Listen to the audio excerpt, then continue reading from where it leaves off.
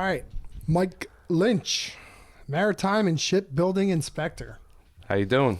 Good, man. Thanks for hanging out. Thanks for the invite. Yeah, it's fun. So, all right, dude, Maritime Ship and Building Inspector, what's that mean? So what I do for work, and I've been doing it for about 13, 14 years now, is, we have a fleet of ships for the American fleet. It's called the Jones Act fleet, and they trade in between U.S. ports. So our company actually owns, operates, and we build ships for that fleet. So primary job in Philadelphia is we're building 5 new ships for the Maritime Administration, which is Department of Transportation. So you see how all these things kind of like loop back to each other. And then the ships that we own and operate, I actually will travel all around the country, different ports, and inspect those vessels. And my main role is actually inspecting the preservation and the asset life cycle, which comes down to paint and corrosion, really. So that's actually a really big piece of what I do. So I'm doing that from the beginning, following it through the mid cycle, and then the end life cycle. So I imagine most of the corrosion happens on the bottom of the ship. Yeah.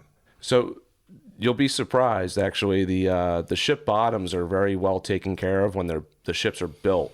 And because they're constantly in immersion, like underwater, the biggest problem we have there is actually things growing on the ship. Mm-hmm. We don't really get a lot of corrosion.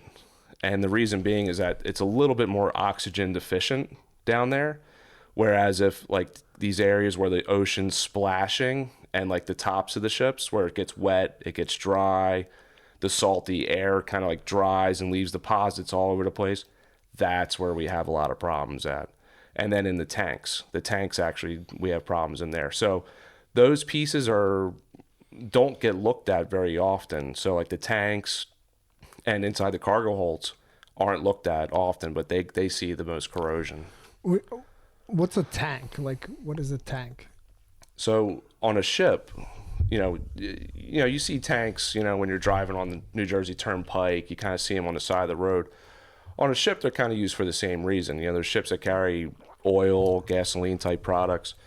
But like the ships that we're working on, tanks are primarily used for stability. So when the ship is sailing, they'll fill up different tanks, and that keeps the stability of the ship from kind of like tipping over. And that's called ballast. So that's primarily where most of the tanks are. And then there's tanks for fuel. There's tanks for gray water. Mm-hmm. There's tanks for drinking water. Like everything you can imagine. Like a ship is basically, you need everything you have on land tucked into a tiny little space to be out in the ocean. So you can think of it all. We just don't have any good stuff in the tanks, unfortunately. No. Okay. You might be able to find it somewhere, but not supposed to. Yeah. So how like you say there's a lot of stuff growing on the bottom. Like how do you inspect those areas? I imagine you don't pull the ships out of the water. Do you have scuba divers?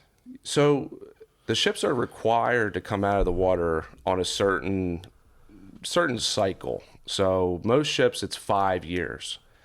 And they are required by the U.S. Coast Guard and the classification societies to come out of the water for a hull inspection, make sure there's no cracks and welds or anything. So that's a primary time when we would remove all the growth and all the fouling and blast and paint, redo everything. But intermediate of that, we use ROVs or we use divers. So a lot of the divers that we use are ex-Navy guys. Mm-hmm. They really good at what they do. They go down there. I personally like the human divers better. I think they give me a better perspective on the condition of my ship a little bit. They take a camera and stuff down there? They do take a camera, and actually I'll be out on the boat that they're diving off of, and they'll be two-way radioing back and forth with me, and I'll be watching their camera at the same time. And I'll be like, hey, go look at that propeller. And they'll be like, okay, I'm looking at the propeller. Tell me what you want me to do. Where with an ROV, they're good, but it's not there just yet. Mm-hmm. But they are out there. Yeah, I assume they're union divers if they're on a port. I think most of them are, I think it depends on where the company is and where they're doing the work at. Like one of our primary companies is out in Miami. Mm. But I would believe that if they're working like in Port Elizabeth up here, that they would be under some sort of contract, with the union, what bargaining agreements or whatever. But in South Florida, I don't believe so. Not. Yeah. But these guys are they're pretty well compensated. Isn't it crazy? A good job. I've been on jobs with divers. It's like the whole setup is just, it's crazy. Yeah, like are they the type of divers are they like the kinds you would see on TV that are diving underwater for fish, or are they the kind with like the big long, they got the wetsuits on? Oh, and they're pumping in warm water and so the suit you're talking about, where you would actually have like an airline hooked up to it, that's a little more rare these days. Okay. But most of these guys do have a air supplied line to them. So we did a dive maybe 2 months ago. We went 15 miles offshore. So I rode the dive boat with the guys. We went out there in our ship, about 850 foot ship that we have down there. And, we just move up to the boat. They hook up all their oxygen lines and everything. And they just jump right in, full wetsuit, full face, diving, everything. It looks heavy, right? It's like crazy. Yeah, it looks heavy, but these guys do it for a living. They're in pretty good shape. They're in better shape than me. I'm like watching these guys swim. I'm like, oh man, like against the currents and everything. It's wild, dude. We had divers like building stuff underwater. Yeah, with tools that are for that. Yeah, I mean, I've seen some like welding underwater. That's pretty wild. Yeah. And actually, I've seen, believe it or not, painting underwater. Which really? Oh yeah, they have paint for that. So, one of our ships in Philadelphia, we obviously it starts out in the dry dock. We build it kind of like Lego pieces. We take Lego pieces and we put the ship together and we launch it. And guys like me, like paint inspectors, coating inspectors, we spend more time in tanks than anybody. And I happened to find a missing weld in a tank. That was on a boundary with the water. So I had to report it, and we had to hire a diving company to come in. So they welded the inside, and then they got to go on the outside of the ship, and they actually sandblasted it with crushed glass underwater. And then they actually coated it with like 100% solids, epoxy, like putty almost. And they just kind of smeared on there with a trowel. I know exactly. I know exactly what you're talking about. And it cures and it works. Yeah. That stuff's very expensive. Yeah, it comes in like these cool like pouches. Like it's not even a can. Yeah. And you like burst it together. It's cool that. stuff. It is very cool stuff. Yeah. So how do you guys get these enormous ships out of the water once every 5 years? So it's actually pretty simple, believe it or not. So one of the main dry docks, there's different types of dry docks. I won't go into the weeds too far with that, but the ones that we primarily use are called floating dry docks. So a floating dry dock is essentially a ship itself. It just it's got a flat bottom and it's got 2 wing walls, and they're just all tanks. They're ballast tanks. So we'll pull our ship into the dock. Dock will be sunk. They'll actually fill up those ballast tanks, sink the ship down, like almost like into the mud. We come in, the blocks are already pre-set up, engineering drawings and everything, and then the ship gets lifted. The dry dock will lift itself up by pumping the water back out. And as they do that, we actually have divers again. Divers are in the water, and they're actually under the ship checking the clearance and the alignment of those blocks touching the bottom of the ship. And once the divers give hey, we're good to go, they finish off the pump, and we're sitting on the blocks. Wow. And that's it. That sounds like such a interesting job. Though. It sounds cool. It's a little high risk. Yeah. If we haven't, there has been instances of ships tipping over in dry dock. Actually, it's only a few years ago, one in Scotland actually tipped over, and that ship is actually down in Tampa, Florida now. They towed it across the ocean. It's sitting down in Tampa, and nobody wants to touch it because it tipped over in a dry dock. So the damage is, you don't want to bring it back up on blocks because it tipped over once. Who's not to say it's going to tip over again? Didn't they just tow that big ship out of Philly down to Florida? Oh, the United States. Were you there for that? Did you see that? So I don't know if you guys saw, but it's been delayed again. Okay. And they were supposed to go out on Friday last week. Tug's supposed to come in Thursday. They were supposed to kind of roll out on Friday, and we work in Philly shipyard. We were going to kind of sit there and watch it, go over to the bridge and come around, but they called it off I think mainly for weather they were concerned about, but there was also some, kind of rumor mill stuff going around that the insurance company backed out, who was going to cover the tow all the way down to Florida. So that's a little bit, I don't know what's going to, I don't know what's going to happen. An insurance company wouldn't cover the tow for a ship that they were going to sink in Florida? In the maritime industry, the underwriters carry a lot of weight with everything. I think they do in every insurance. It's if you're, our company, we just purchased some ships from another company, and we had inspectors, we had naval architects, we had project management type people look at these. We didn't make a decision until the underwriters had their own inspectors send out to see if they're okay. So they carry a lot of weight. So if you don't have insurance, give you an example. We have another project down in Louisiana. Just to lift up one ship was about 500 feet. We paid about $800,000 for the underwriter just to have the insurance, just to lift it. Wow. Now it's like, boom, you pay it, you don't get it back. That's it. Wow. Like, it's just, there you go. And if it does tip over, like the one in Scotland, do they just, they take care of it? I mean, how come no one will touch it if that was insured and it tipped? And I mean, wouldn't it, theoretically, shouldn't the insurance company be paying for like any damages or at least totaling the boat? So I don't know the specifics about that job, but I do know that the U.S. government was some part of owner of that vessel. So I don't know if that changed things a little bit. Oh, with the insurance, so maybe it wasn't insured. It might have been self-insured. Yeah. Because there are even big oil and gas companies are self-insured. Yeah. Like you've heard of Shell Oil, right? Shell Oil's self-insured. You can self-insure as a fleet of like 10 trucks. Yeah. Like even like with trucks, you can self-insure. You just need, So I think it's tied up a little bit right now. They're trying to figure out what to do with it. So not really sure what's going on there. Nobody got killed. I heard they were going to shut down the Ben Franklin and the Walt Whitman for that tow. Is that true? Is that for insurance purposes? Because people could sue the company for towing that ship if they were rubbernecking and. So. From what I understand, they were going to close Walt Whitman, Commodore Barry, and Delaware Memorial. Is it just for rubberneckers? I think, this is just my opinion, that the last time that ship came up the Delaware River was in like 1992 or something like that. Those stacks come pretty close to the bridge. Like they call that the air draft. So that's the difference between top of the ship and the bottom of the bridge. It's pretty close. And they were going to, they want to move the ship at extreme low tide, but what they're worried about is that they're going to drag it. And if they drag it in the mud, they don't know the condition of the flat bottom of the ship.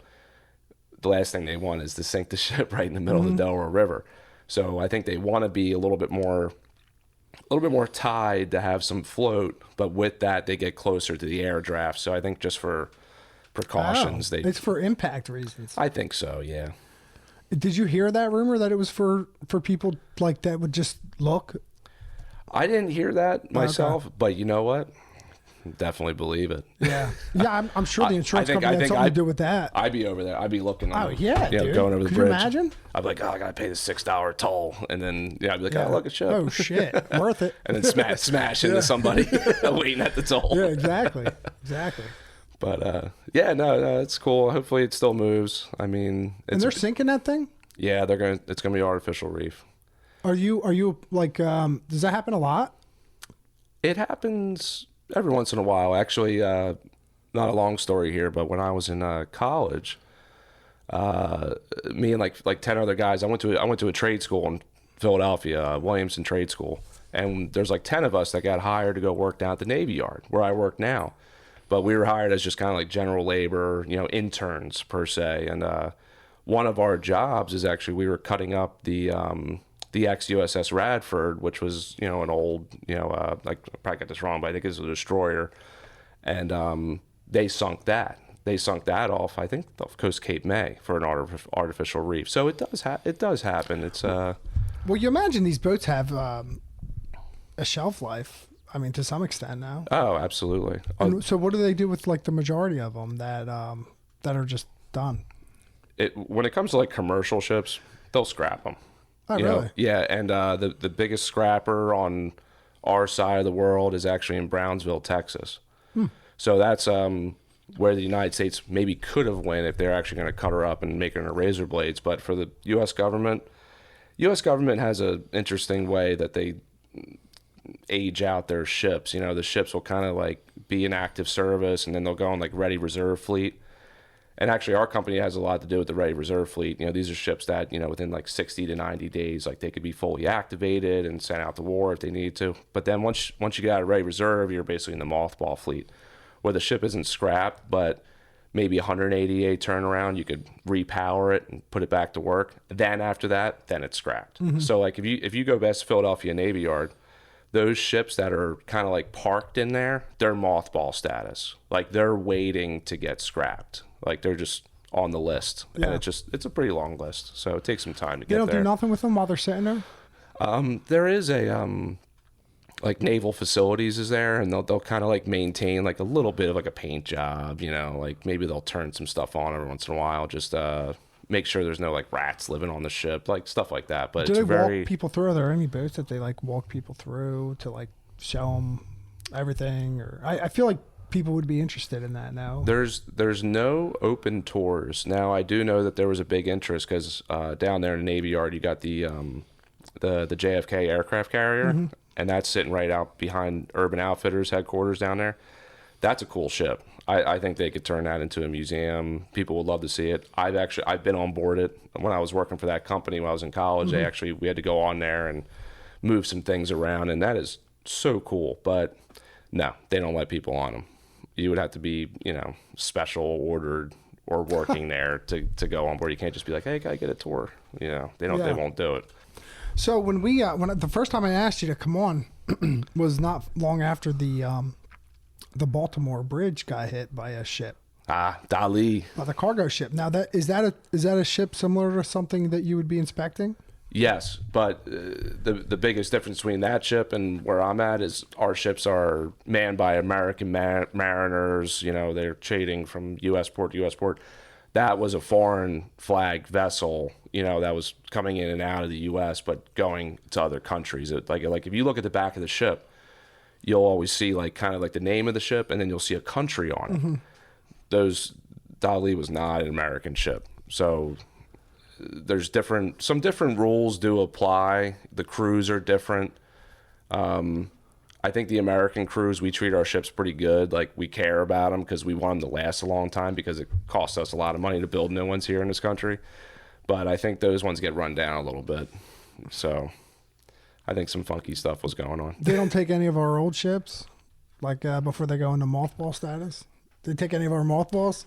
So we have sold some military ships to other countries. Yeah, I think like Singapore or Thailand. Like I think we've sold off a few of those, but not too many because it takes a really long time to get our ships kind of like out of that class. Yeah. Like so we don't give away anything. But yeah, we do it sometimes.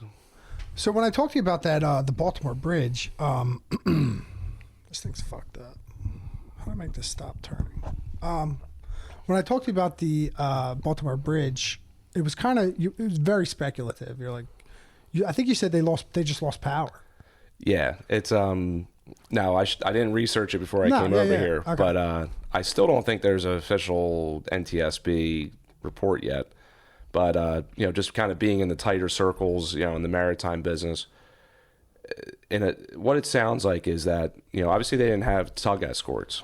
It's not a requirement. You don't have to have tugboats take you in and out of the harbor. Like if your vessel has a certain power or can use like, you know, bow thrusters, whatever, they can move them themselves. But what it sounds like happened is they lost main propulsion. So these ships are mainly diesel generators, or they're like slow speed 2-stroke diesel type engines. Lost main propulsion. So when you lose that, you also lose your steering gear and can't turn.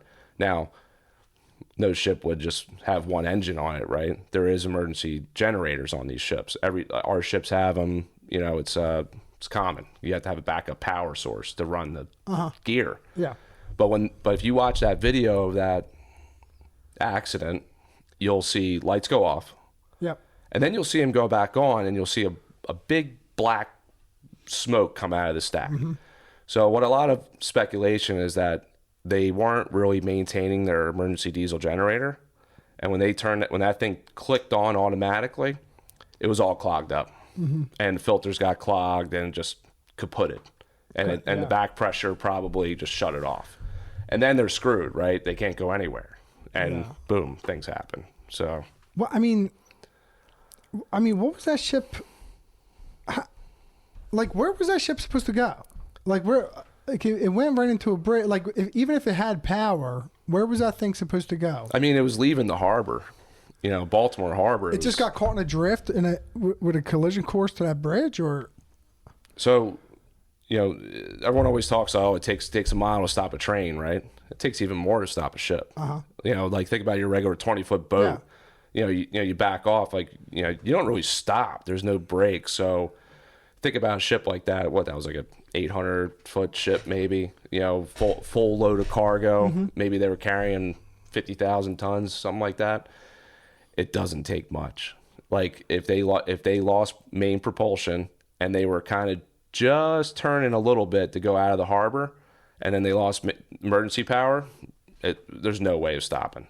And they did drop the anchors, but it didn't do anything. So that thing wasn't even supposed to. That was the wrong route. No, it was in the right. It was in, from what I know, it was going in the right direction. It was supposed to go under the bridge, but when you lose power and your steering gear goes out, whatever way your current is kind of pushing you a little bit, that's all it takes. Oh, so just to drift a little bit. It's been a while since I watched the video. Did they go under like a more shallow part of the bridge? Like, is there like a bigger entrance for that boat, ship, whatever? I mean, that's like what was supposed to happen? Was that like a movable bridge? It was supposed to open up. No.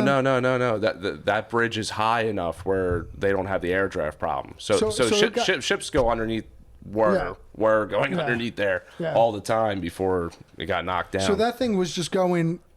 It was just off its main path, and it went under a part that wasn't as far from the water as where it should have been. Yeah, I mean, essentially, you figure here's the pillar of the bridge, right? They're just kind of cruising along here, and they lose power here. Yeah. Okay, they lose power, so the current could have very easily been moving them a little bit. Just like this, they try and kick on main generator power. That doesn't work. They can't stop. Yeah. They dropped anchors here. Boom, we dropped anchors. Doesn't do shit. And so it hit a pillar. It didn't hit the bridge deck. It hit a pillar. Oh, okay. Yeah. Once it hit the pillar. Yeah.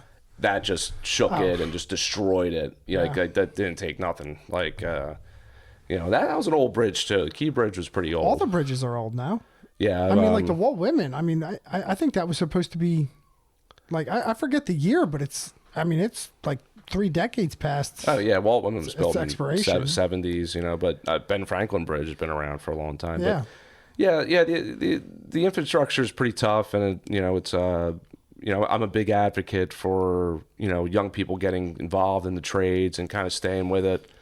Our infrastructure needs some love. We need to work on it. We have the technology, we have the right people. We just need more people to do this stuff. So, because I've worked on the bridges, aside from being a maritime inspector, I have actually worked on bridges too and been underneath of them, and I see the condition they're in, and it's kind of wild. You're driving over these bridges every day, and you're hearing them bounce, and I've actually been on the underside of them and seeing them bouncing above me, and I'm like, well, I guess that little hole right there don't look too good. It's I've worked on like overpass bridges, like 295 and stuff like that, and just bridge bearing replacement, stuff like that.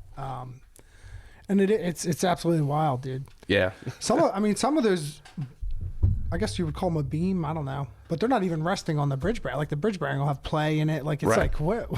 Yeah, actually, to me, these some of those suspension bridges actually are, if they are a little corroded underneath, they're pretty good because they can move. Right. It's the bridges that are kind of real stiff. Like that one that collapsed in Pittsburgh. What was that? 3 years ago, maybe. That's kind of a very stiff bridge. Like that wasn't not a lot of play there. So the corrosion and the concrete, the rebar rotting out, all that really just, and the road salts over the years just destroyed it, and it was really brittle. Yeah. But yeah, it's fun stuff, man. It's wild. It is wild. So So you work for the same contractor that's building and repairing and maintaining the ships? So Or like your employer, are they the same people that are building these fleets for themselves? yeah, so the job in Philadelphia. So the way that works is the U.S. government, the Maritime Administration, which is part of a Department of Transportation, they actually went out and wanted to do a different type of solicitation for shipbuilding, because traditional Navy shipbuilding is the Navy contracts directly with a shipyard. So the Maritime Administration wanted to take advantage of best commercial practices because it's cheaper and it's more efficient. You know, some of these Navy contracts are really drug out. So our company is that middle person. You know, we have the contract directly with the U.S. government.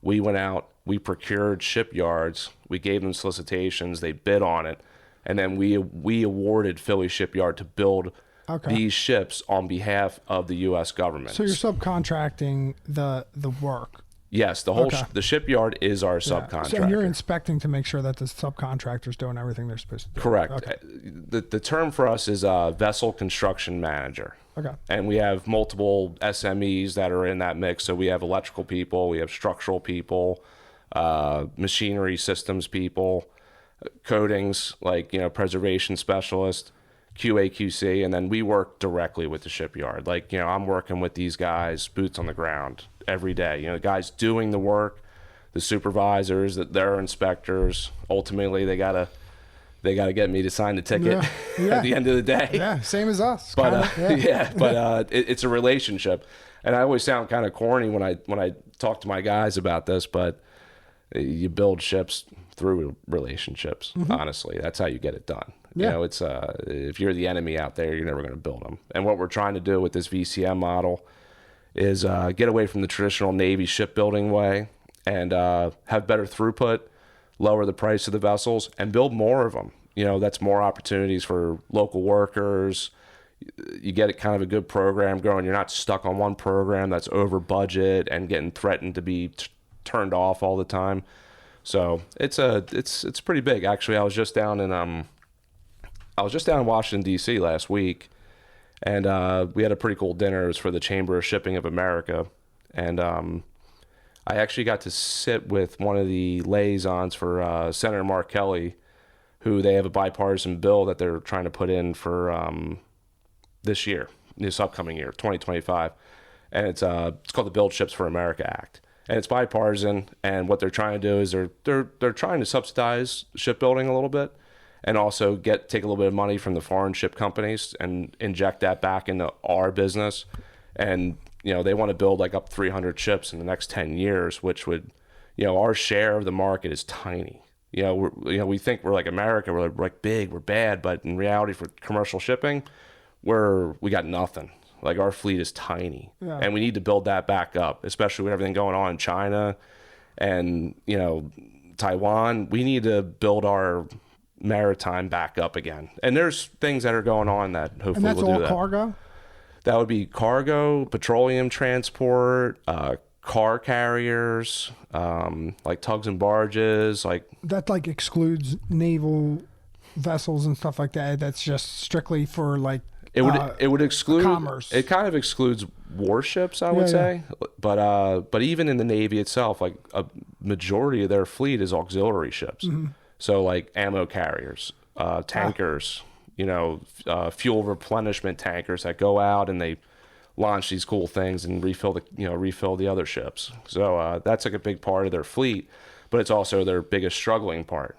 So having a bigger fleet of commercial vessels gives them more options to pull from them in case something big happened, where right now they don't have that. So if they like, I don't know if you saw one of the U.S. Navy ships, like, I'm not sure where it happened at, but they actually ran aground over there in the Middle East, and you know, they had emergency dry dock and all this, but there was no other tankers over there. You know, all the tankers were foreign. Like, we didn't have like a American tanker. We could just be like, oh, here, you can have this one.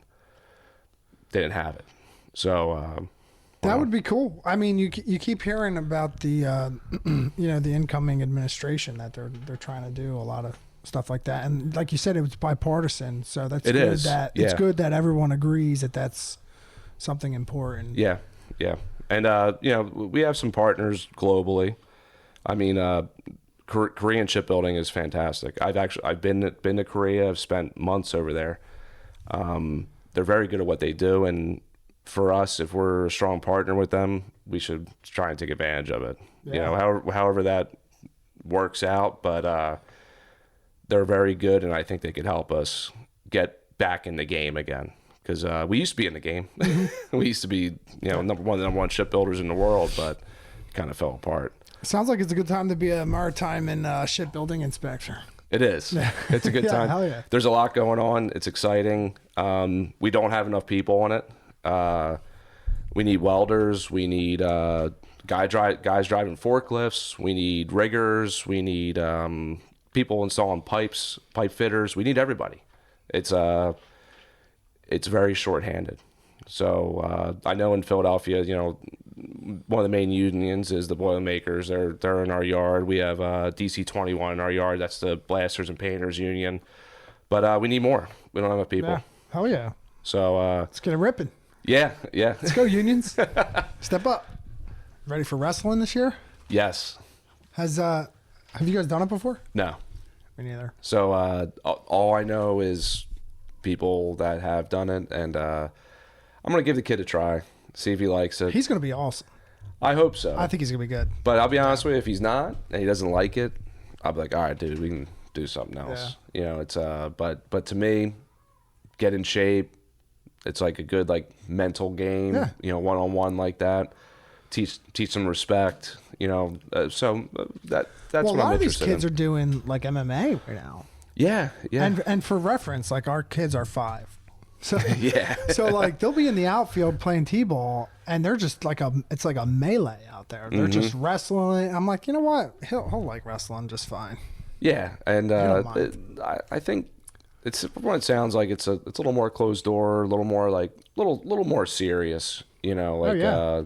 Which I think is a good thing. Yeah. It's some of the other sports, it's a little bit more difficult to wrangle them up, and they don't really understand the team Well, there's 27 concept. 5-year-olds. I don't know how they're gonna. They want me to help. I'm like, I don't know what the fuck to do. They're like, I don't know.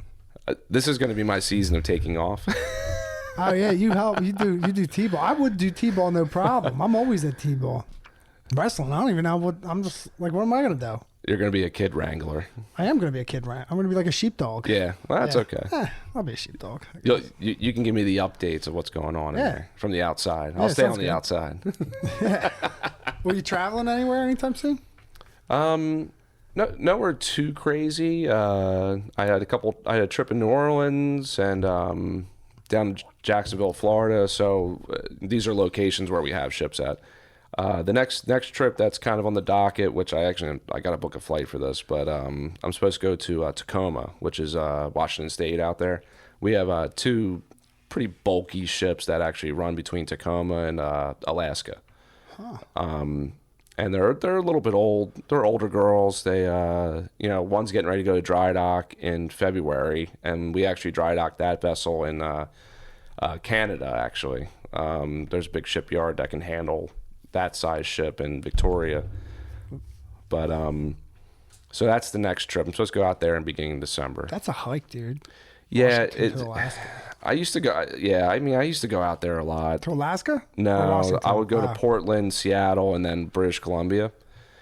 But I'm planning on going out for 2 days, which is kind of rough turnaround. Yeah. But there's no need to really stay out there any longer than that. When we go to dry dock, that could be a 3-week evolution. But I'm not 100% signed up for the dry dock yet. So. Does shit happen in the middle of the night, mid-trip, where they're just we need help? Yes. Like what? So, well, when you say you need help, you talking calling the Coast Guard, or are you saying oh crap, something serious happened? When I would run my trucks, right? Yeah. And I started running trucks at night. I started a night shift. Right. And it was the most nerve-wracking thing, dude, going to sleep at night. Just being like, what the fuck's going to happen, dude? What am I going to wake up to? And then, you know, you wake up to all kind of fucking weird messages and calls, and you're like, oh boy. So we're pretty prepared for that. I mean, when, like on the ships, there's always somebody awake and on watch. Like there's never anybody asleep, like all the time. Like there's always someone on watch. But yes, sometimes there are things that happen. I would say, in my experience, it's mainly been equipment problems. So, like, give you an example. Say they're underway, like the ships from Florida, they run from Jacksonville to San Juan, Puerto Rico. That's their run. And, you know, maybe they lost a generator, like a diesel generator. That's oh crap, but we have two of them. Right. So it's like phone calls are made, radio calls are made. Hey, and the biggest issue, be honest with you, is they're not going to make it on time because it's a very like time restricted schedule. Like they need to be here. They need to unload in this time. They need to reload in this time. Yeah, you probably got a bunch of cranes ready to take whatever off. Then you got a bunch of trucks waiting to get and then you got a bunch of guys waiting for the shit. Yeah. Yeah. So if you lose something like that, and you have, you know, our ships typically go about 21, 22 knots. When you lose something like that, you're only going about 8 to 12. Okay. So you lose stuff there. So then it becomes. Now, do they send someone to the ship, or do you troubleshoot from land, like through the crew? I mean the crew. I mean, we have like a chief engineer on the ship. The chief engineer has an operator's license to run that power plant on that ship. So, but sometimes things go down and you can't fix it in service. You have to come pierside. So, like, you know, something like that happens. For example, you got to make it back to the dock. Not necessarily dry dock, but you got to at least make it to the dock, because then you got to have people come in. You got to cut a little hole in the engine room, and you got to actually pull out the generator. You got to pull it out, and you got to take it off, and hope you got a spare, or hope you can bum one off somebody. What's the size of a generator? The ones on those ships, probably about as big as that table right there. Oh, really? And maybe about 8 feet high. That's not so bad. I mean, they're heavy. Yeah. You know, they're heavy and they're awkward. But you know, they just cut a door out of the back of the cargo hold and just pull it out a crane and lift it off.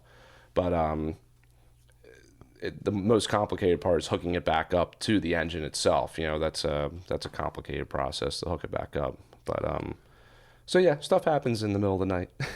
I wonder, so like, dude, like, there's a big, like, everyone's going electric everything right now. Has there been any talk at all about running an electric ship?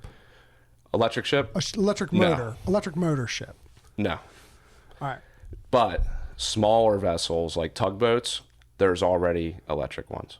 Wow. Yeah. So no surprise here. Southern California offering a ton of money out there to for grants and finance for battery powered vessels. So there's some U.S. maritime companies that have already invested in that, taken the money and built one. They could still use the diesel generator though, and to power the electric motors, right? I mean, you don't need a huge battery. The one that's been built that operates Southern California is battery. Okay. There's no. Okay. It's not hybrid. There are, to be quite honest with you, Steve, a lot of diesel generated ships, they are kind of like hybrids in reality. You know, they're not, the engine's not connected to the shaft of the ship. You know, it's like locomotive engines hooked up to electrical generators, and they're creating that power load that gets sent signals over to the propulsion motors, and the propulsion motors are turning the propeller. So you could theoretically have hey, let's save some of this that we're making and have a battery source somewhere. You know, you can do that. I mean, some old diesel submarines did that. That's how they charge their batteries. But so yeah, there's stuff like that going on. But for a big ship, it's not gonna be long. For a big ship, though, I don't know about full battery powered. Look at this guy. I talk about this probably too much, but the Edison Motors. Have you seen him? No. Tell me about him. So he's in British Columbia. Okay. We interviewed him. He makes electric semis. Okay. But they're electric motors. Okay. Powered by a diesel generator. Okay. So there's no battery. So if you need fuel, for example, like you go fill up diesel. And then that diesel generator, you don't have to wait for the motors, for the electric motors to charge. The diesel generator powers the motors. No, you don't sit there and wait 30 minutes for shit to fill up. You just go. I got you. Because I don't. Have you driven a Tesla? Yes. They're fucking sick, dude. They're fast. They're way better than anything else. I've actually driven the F-150 Lightning. Ah, that's probably awesome. And that was fun too. But they're scary. But I wouldn't buy one. Yeah, they're scary. I would. Not yet. I'm not ready yet. I was close, but he not said ready yet. his trucks, because he's the one who talked me into trying a Tesla out for the first time. He said his trucks are just like a Tesla. Okay. Just 160,000 pounds. Yeah. No, the technology's coming around, but in maritime industry, the big thing is actually alternative fuels, not going from Like what?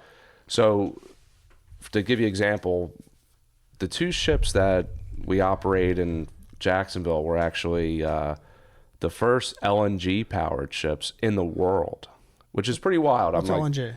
Liquid nitrified gas. So it's gas, like ultra cooled to a liquid. So like I always give this example, so people are like, what's he talking about?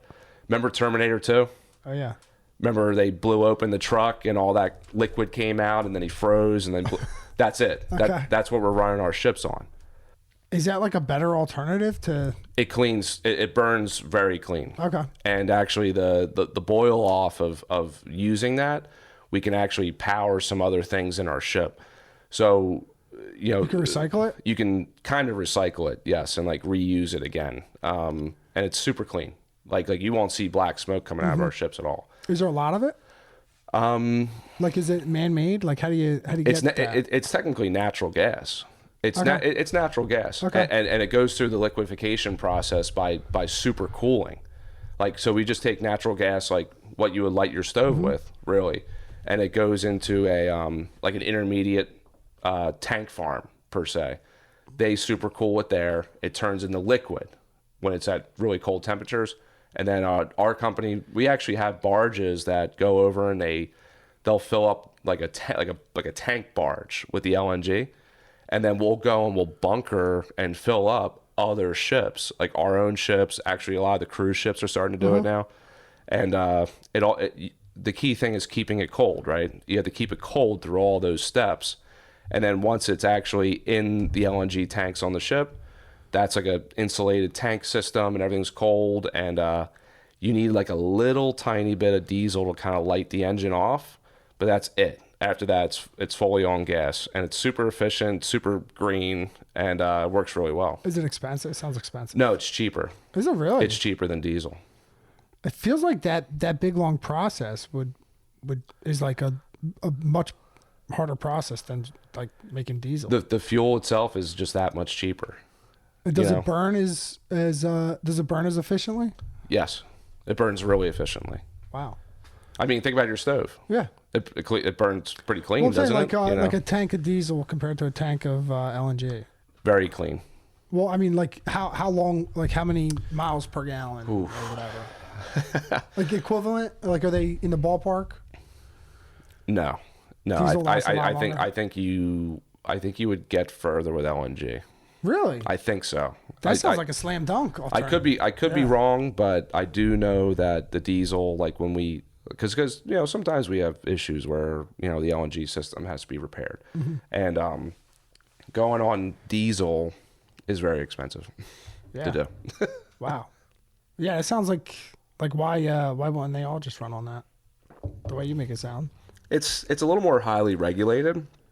So like the U.S. Coast Guard has a lot to do with the LNG part of the business, and it's, if you have an LNG leak, it's pretty dangerous. It mostly boils off immediately. Like, say you had a leak in a pipe, it would just be like a big vapor cloud, like you see in Terminator 2, right? And just like, but you don't want to be standing there, obviously. Right. But a loss of containment with LNG is a little more scary to the Coast Guard than a loss of containment with a diesel. Because diesel, it's just going to fall on a deck. If it falls in the water, they get pissed about that. But yeah, LNG could injure people when it's spilled. And also, when it's spilled on a steel deck, it's going to mess up the steel because it's going to freeze it. Wow. And you get like brittle, you could get like cracks. So it's a little more highly regulated, but a lot of the big shipping companies are starting to use it now. I wonder how that affects the insurance. I'm sure I couldn't tell you. I'm sure there's something. I'm sure There's different they're pieces like, of it. whoa. But here, let me blow your mind a little bit more. So we went from burning basically bunker oil, which is like thick black crap. We went to burning basically off-road diesel. We're burning LNG. The next big thing in the shipping industry, and everyone's really scared about it, but really excited, ammonia Ammonia. as a fuel source. Huh. It burns even cleaner and more efficiently than LNG does. But guess what happens if you have a leak? It's toxic. Yeah. Right? It's toxic. Yeah. And it can blow up. So, but there's actually companies that are integrating ammonia to be their primary fuel source. Because you think about these ships, like the global fleet of ships, we're burning a lot of fuel. Yeah. Like, you think cars are burning a lot of fuel? Forget it. Yeah. The ships are burning fuel. It's insane. Well, you got to inspect the fuck out of them. Yes. I wonder, like, is ammonia just come liquid form already?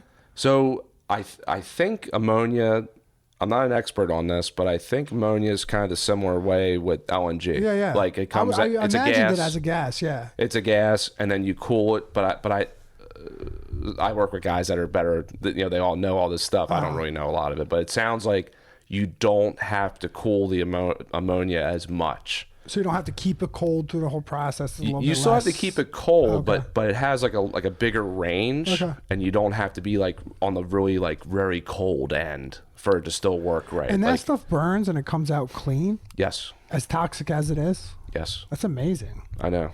The engines that run Who on these fucking things, like figured that out? maritime people probably. Let me just try that. Yeah. They're sitting there like What do you think some of the things are that they burn that just didn't work, and they're like, oh, let's try this, and it was just like I bet you they tried to burn alcohol like at some cow point. piss. They're like, yeah, let's try the cow piss. I don't know. I don't know. They might have. There's gotta be ammonia in that.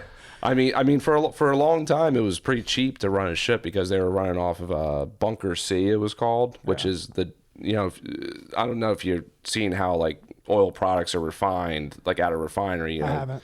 You got your stack, right, and you got your raw product that comes in the bottom, and as you refine it, you get like better stuff as you go higher, right? Like once you're getting to the huge top, filter. yeah. Once you're getting to the top, you're getting like real high quality like racing fuels and shit like that. Down here, and one step up is junk. It's basically oil, and that's what the ships used to burn. So when you think about old ships, like it's pillars of black smoke because they're burning junk, and it was really cheap too, but can't do it anymore. When I think about old ships, I think about like the scenes in like the Titanic when they're just loading up with coal. Yeah, that Is that was a thing, or is that like long past that? So when you think about Titanic, that was steam powered, and steam power is actually pretty damn powerful, like, and efficient too, but it does burn pretty dirty because you got, depending on the fuel source. But there's steamships are going away. Like, Are there any left? there are some left. Yeah. So there's a guy out there somewhere who just shovels coal into a No, they run furnace? No, they use diesel fuel okay. to power the start the flame. So there's essentially. no more guys shoveling coal into a ship. Maybe an old riverboat on the Mississippi. There's got somewhere in the world, maybe. Maybe it's somewhere on a river in Just with in suspenders India on? somewhere. There could be. Yeah, it's possible. Yeah. But no, steam power is great. It's actually works really well, but it's kind of a dying thing for shipping industry. When I was in New Orleans, the two ships I was visiting down there, they're actually steam powered. They have they got like two 800 psi boilers on them, and they can go about 45 knots, and they're 980-foot ships. They're huge. Wow. And they're government-owned ships, and they were designed to basically be able to keep up with the carrier fleets if they got halfway across the ocean and something broke down and they had to get out there. So these ships could catch up to them. They were built back in the 70s, but their power plant on them is all steam power. And it's pretty cool too, but not a lot of people know how to run them anymore. That's the other problem. It's kind of like died out. Mainly everybody knows how to use regular two-stroke engines, diesel generation engines. The steam power's kind of going out the door a little bit. So, What's like this? What's like the most treacherous route that your ships take, as far as like waves or like the potential for like a bad storm? Like I feel like all the ones along the East Coast, they kind of just stay kind of close to the East Coast. If something's gonna be fucked up, they just come inland.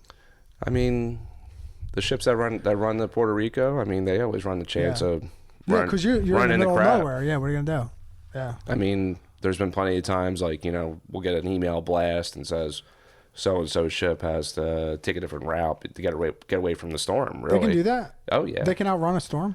They have to go. They usually go around it. They can do that though. Like they can go that. And Yeah. That's got to take. That's got to take it miles off of it. Yeah, it cuts time off the trip, but they don't want to go into a storm like that. Yeah. And then even the ships that run up in Alaska, they get bad weather up there all the time. Yeah, it's horrible. It's cold. It's icy. It's wavy. It's dark, and I mean, yeah, they're pretty tough routes. What a job that is. Yeah, I mean the Mariners, which is our merchant marine, they're the guys that are running the ships and on them. I mean, they're a really good group. They're a union group, and they got a tough job. It's a tough job, but it's a really good career too, and that's where we're kind of struggling with people too. I gotta get one of them guys on. Can you hook me up? I could probably get you hooked up. Yeah. With a Mariner? Yeah. Fuck yeah, dude. Yeah. I'll take one. I work with them. That'd be awesome. That'd be awesome. And they go out for like just how long? What's the longest run? The Alaska one has to be the longest, no? So the guys, I could be wrong, but I think they're on 6-week rotations right now. So they'll just work straight for 6 weeks. Doesn't matter how many trips they make. It doesn't matter because I think the transit from Tacoma to Alaska, that's probably a 2 to 3 day transit. And That's it. It's not that bad. No, that's not bad. Yeah. And then I think Puerto Rico is 4 or 5 days around there. But they'll just stay on for 6 weeks. So they'll be on the ship 6 weeks. Are they paid the whole time? Yes. Even when they're sleeping? Yes. And is there an option for them to take like half their pay then and half their pay during the 6 weeks that they're off? Or am I out of your wheelhouse? I don't know. I'm not sure. Like a teacher could take the summer pay? I'm sure there's stuff like that, but I'm not really sure. There's like 2 main unions that handle the merchant marine, and I've met a few of the guys that are in charge of those unions, and they take care of the merchant marine guys. Yeah, I'm sure they do. Yeah, it's a tough job. Not a lot of young people are getting into it. Who wants to be away from their family for 6 weeks? Yeah.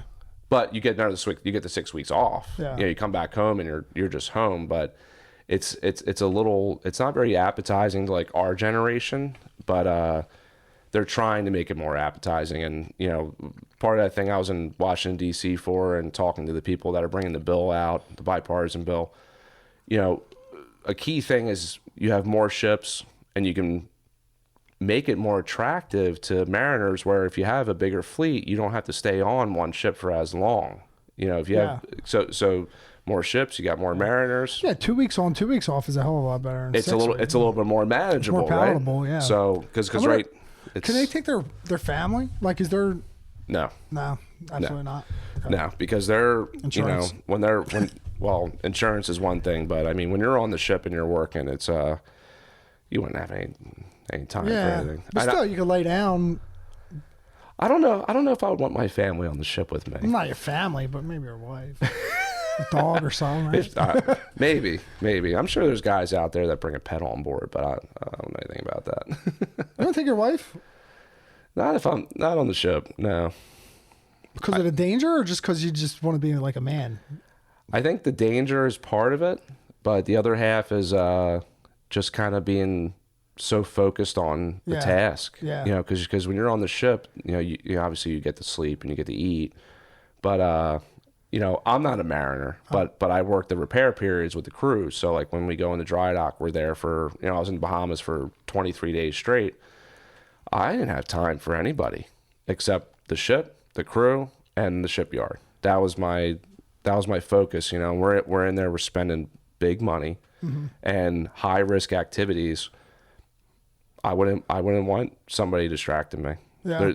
It's too risky. So I feel like I don't feel like any of the mariners would probably want to bring people on board. They would just want to be there and do their job, and they hold licenses too. So you don't want to compromise your license either. By being distracted. Yeah. So It's pretty wild. I don't think I would be distracted. I think I could. I compartmentalize like extremely well. I feel like I could turn it on and off. Like, well, I know some people at AMO. If you want to give a Merchant Marine a shot, yeah. They're always looking. They're always looking for people. We're short on officers right now. What do they pay? To be quite honest with you, I think mariners could easily earn $250,000 a year. You know, once they got their license all settled and they got some years, because you know you come out. You know, there's a government-run Merchant Marine Academy that's in New York, and then there's five state maritime academies, which also put out Merchant Marine, you know, engineers and like, you know, deck officers and things like that. And actually the ships we're building in Philadelphia right now are for those 5 schools. They're actually primarily for training vessels. They have problems with enrollment right now. Not a lot of people are signing up. And it's a great trade to be in. It's a good career. But people get shied away from it because you got to go in the ocean. You got to be out in the middle of the Gulf of Mexico on a rig. You know, it's well, it's not easy work. It's not. I mean, they easy. work like gentlemen, or is it like the you know, like the videos you see them like some guy with a jackhammer getting this fucking gnarly huge chain to like anchor to pop. And then it just comes. I know what you're talking about. Well, if you take good care of your equipment, you don't have to sit there and jackhammer it. Yeah. But I would say I haven't personally done it, but I think they're pretty well taken care of when they're on the ocean. Food's good. You know, the workload is fine. Yeah, it's not too much.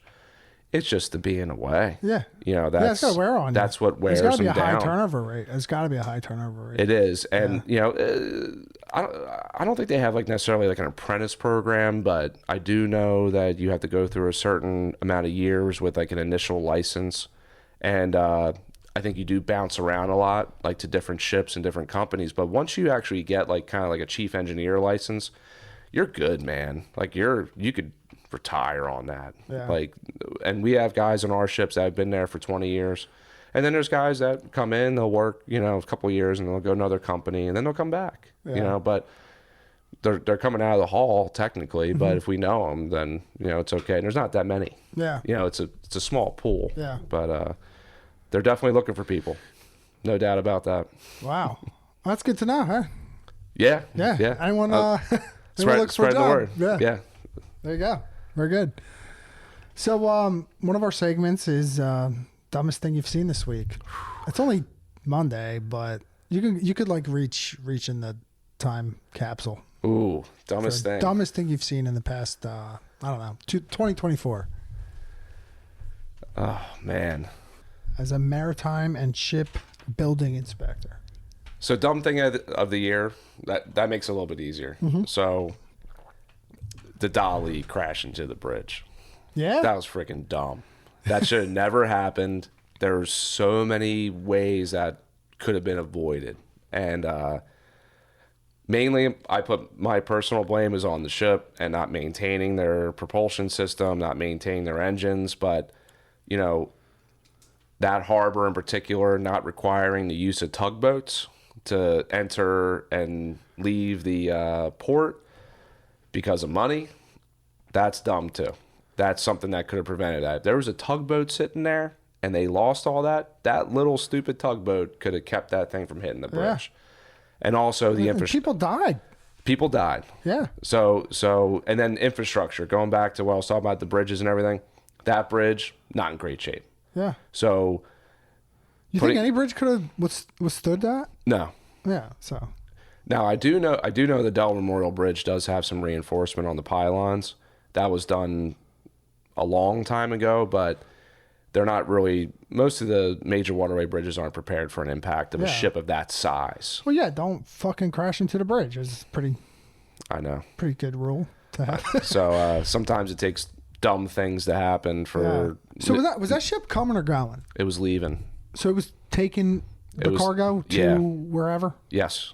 Okay. I'm pretty sure it already picked up all its cargo and it was leaving. Yeah. Well, at least it purchased all the shit from America. Yeah. It wasn't us just like, lowest bidder, come on in. We'll Nobody ever got it though. Yeah. I mean, it Yeah, just sat true. on the ship. They didn't let the crew go. The crew stayed on the ship until Really? they finished their investigation. Yeah. Well, it's done now, right? I mean, the cargo's where it's got to go. I wonder what it was. It was probably food, Where's it coming from? batteries. I have no clue. I mean, our ships, we carry everything. We carry cars, we carry batteries, we carry lawnmowers, like you name it. It's on there. Like some of our biggest clients are like Home Depot and Walmart. It was in Baltimore. What's like a big production place in Baltimore? Honestly, a What do they lot make? a lot of things that came out of Baltimore on that ship probably weren't from Baltimore. Yeah. Be honest with you, because, just It's think got about taken from all over the place. yeah, because I mean the shipping ports are connected to the railways Mm-hmm. or trucking companies. Like you could be getting anything. I mean Port of Baltimore, actually something they're known for, just kind of cool. They're known for bringing in heavy farm equipment from like Europe, like like I can't think of like New Holland or something like that, like the big farming equipment. They're pretty well known for that. Wow. They bring that in, they keep it there, and then we ship our stuff from there, like out. So it's kind of cool. Yeah. They don't make the tractors there, but it's Yeah. kind of known for that. Yeah, that's like cool. Heavy farm equipment. All right, man. Thanks for hanging out. Thanks for This is fun, dude. yeah. I can't believe how interesting your job is. It's like awesome, dude. My job's cool, but I saw this. Thanks for having me on here, by the way. Yeah. I saw this as a good opportunity to talk to the audience here about the industry that I'm in. Yeah. And what we do, what the needs are, and that is a great career. Yeah, There's it's lots intriguing. of It's good very careers intriguing, out there. yeah. So You throw that fucking $250 a year number out there, boy. Woo! there's Perks and mirrors like that. Yeah, Yeah. there's good money to be made out there, and we're always looking for people, and the industry is looking to build itself back up. Yeah, awesome, So, man. Good to know. Thanks again, bro. No problem. Well, we gotta hit up Scotland Run before it goes private. I know, before the snow comes too. Is it gonna snow? I don't know. Michelle doesn't think it's gonna snow. It does seem pretty warm. I'm hoping it doesn't snow because we got a big dry docking in Boston in January, and I don't want it to snow. Yeah, it won't. I hope There's not. not gonna be snow. All right, Mike. Thanks again. Till next time. All right, buddy. Thank you so much for having me. See you at wrestling. All right.